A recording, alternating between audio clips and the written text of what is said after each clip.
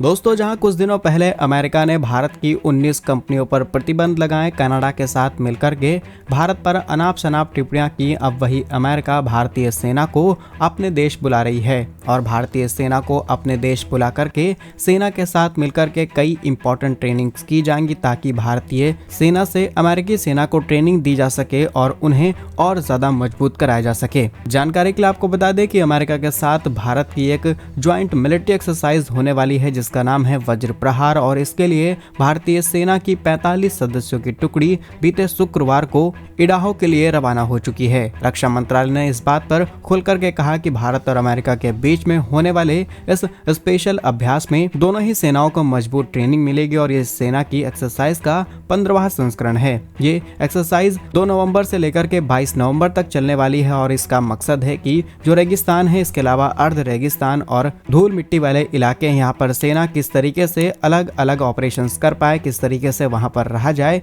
इनकी ट्रेनिंग ली जाएगी। हैरानी की बात यह है कि जो अमेरिका भारत पर अनाप शनाप टिप्पणियां करता रहता है, वो भारतीय सेना से बहुत कुछ सीखता है।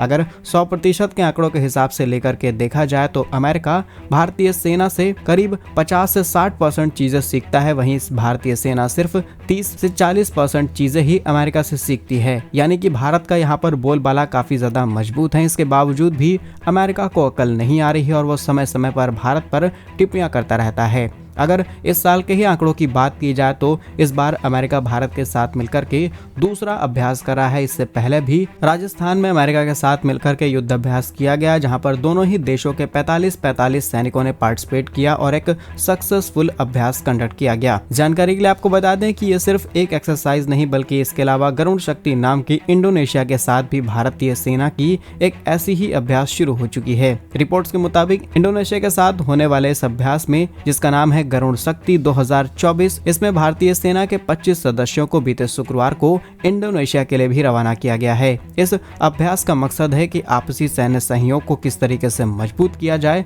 रक्षा मंत्रालय की ओर से जारी किए गए बयान में कहा गया है कि भारत इंडोनेशिया संयुक्त विशेष बल और गरुण 2024 का ये नवा संस्करण है, जो कि 1 नवंबर से 12 नवंबर तक आयोजित किया जाएगा। इसमें भारतीय दल के पैरासूट रेजिमेंट के सैनिकों को अलग अलग तरह की ट्रेनिंग दी जाएगी और दोनों ही देशों की सेनाएं मजबूत हो सकती हैं। बाकी ऐसे अभ्यास से ये पता चलता है कि भारतीय सेना भी किसी से कम नहीं। हमारी सेना को उतनी एडवांस ट्रेनिंग दी जा रही है, जिससे हम दूसरे देशों को भी कुछ सिखा पा रहे हैं। इसी के साथ हम वहां से कुछ सीख करके भी आ रहे हैं। बाकी इस खबर पर आपकी जो भी राय है कमेंट्स में जरूर बताइए। ऐसे ही वीडियोस पाने के लिए वीडियो को लाइक, चैनल को सब्सक्राइब जरूर कीजिए।